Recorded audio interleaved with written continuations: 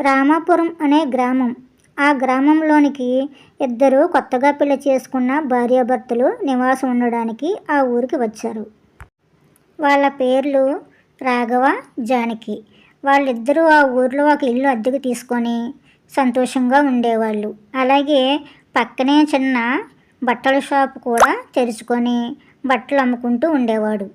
ఒకరోజు ఊళ్ళో ఉన్న జనమంతా ఇలా మాట్లాడుకుంటున్నారు.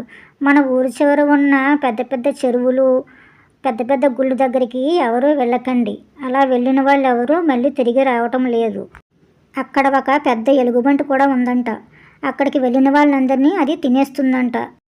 అక్కడ ఏదో ఉంది అనుకుని వెళ్ళి మన వాళ్ళందరూ ప్రాణాలు పోగొట్టుకున్నారు.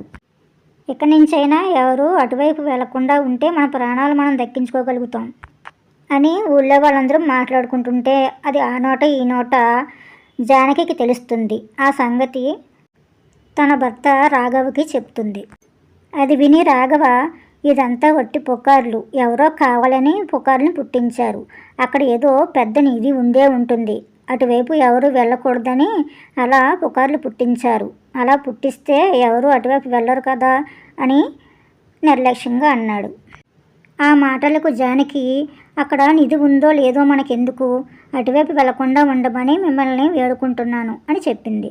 ఆ మాటలకు రాఘవ, సరే వెళ్ళనులే అన్నాడు. మొదట్లో రాఘవ వ్యాపారం బాగానే ఉన్నా అలా ఉండే కొద్ది కొద్దిగా వ్యాపారం తగ్గుతూ వచ్చింది. అప్పుడు రాఘవకి తన భార్య చెప్పిన గుళ్ళు గురించి, చెరువుల గురించి గుర్తుకు వచ్చి అక్కడికి వెళ్తే ఏదైనా నిధి దొరుకుతుందేమో అనుకున్నాడు. కానీ మళ్ళీ తన భార్య చెప్పిన మాటలు గుర్తుకు వచ్చి వెళ్తే తను బాధపడుతుందని చెప్పి ఆ ప్రయత్నాన్ని మానుకున్నాడు. ఒక పక్క అతని బట్టల వ్యాపారం ఏదో ముందస్తుగా నడుస్తుంది. కానీ రాఘవకి తన భార్య చెప్పిన మాటల మీదే ఎక్కువ ఎప్పుడు దృష్టి ఉండేది. అక్కడ ఏదో నిధి ఉండే ఉంటుంది, అక్కడికి వెళితే ఆ నిధిని మనం సొంతం చేసుకోవచ్చు.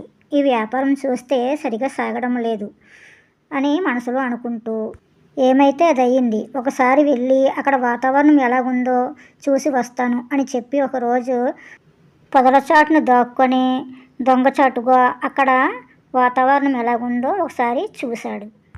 అక్కడ తన భార్య చెప్పినట్టుగానే పెద్ద పెద్ద గుళ్ళు, పెద్ద పెద్ద చెరువులు, ఒక ఎలుగుబంటిని కూడా చూశాడు. ఎలుగుబంటిని చూడగానే రాఘవ భయంతో ఇంటి మొహం పట్టాడు. రాఘవ ఇంటికి వచ్చేశాడు. తన భార్యకి ఏమీ చెప్పలేదు. తను భోంచేసి ఒక చోట కూర్చొని మళ్ళీ అదే ఆలోచనలో పడ్డాడు. మనం అనవసరంగా ఇంటికి వచ్చేసామే, అక్కడ ఏముందో తెలుసుకుంటే చాలా బాగుందని చెప్పి మరుసటి రోజు అక్కడికి మళ్ళీ బయలుదేరాడు.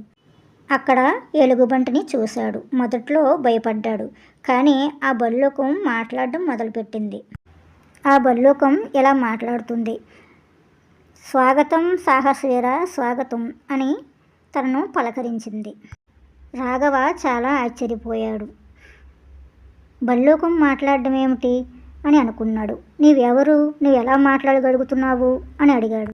దానికి భల్లూకం ఇలా అంది, నేను ఒక శాపగ్రస్తుడిని. నా పేరు విక్రమార్కుడు. నాది రాజుల కుటుంబం. నాకు 3 అక్కలు. మా నాన్నగారు మా నలుగురిని ఎంతో గారాబంగా పెంచారు. మా నాన్నగారు అంతులేని సంపదని సంపాదించి ఒక నిధి గదిని కూడా ఏర్పాటు చేశారు. మాకు ధనానికి ఎలాంటి లోటు లేకపోవడం వల్ల మేము ఆడింది ఆటగా, పాడింది పాటగా సాగుతూ వచ్చింది. ఒకరోజు మా నాన్నగారు మా పెద్దక్కయ్యలిద్దరికీ ఎంతో ఘనంగా పెళ్లి జరిపించారు.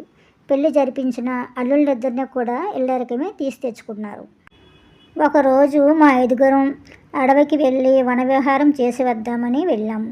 అక్కడ ప్రకృతి అందాలను చూసి ఆ చెరువులో స్నానం చేద్దామనిపించి స్నానం చేసాం.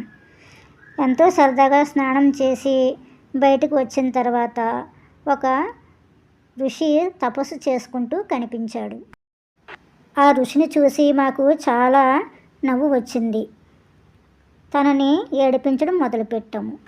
మేము అలా ఏడిపించేసరికి ఋషికి చాలా కోపం వచ్చి నా తపస్సుని భగ్నం చేస్తారని చెప్పి మమ్మల్ని శపించాడు. మీరు ఏ ధనాన్ని చూసి గర్వపడుతున్నారో ఆ ధనాన్ని లేకుండా చేస్తాను, మీరు మనుషుల్లా బ్రతకడానికి అర్హత లేదు అని చెప్పి మా 3 అక్కల్ని 3 గుడుల్లోనూ శిలలుగాను, నన్ను భల్లూకముగాను, అలాగే మా బావళ్ళిద్దరిని కూడా పెద్ద రాక్షసులుగాను మార్చేశారు.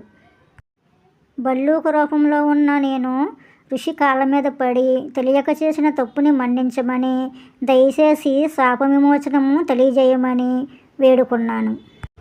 దానికి ఋషి శాంతించి శాప విమోచనం ఏమిటో మాకు తెలియజేశారు అని చెప్పింది భల్లూకం. ఇదంతా శ్రద్ధగా వింటున్న రాఘవ, ఆ స్వామీజీ శాప విమోచనం ఎలా కలుగుతుందని చెప్పారు, ఏం చెయ్యాలి అని అడిగాడు. అప్పుడు భల్లూకం ఇలా చెప్తుంది.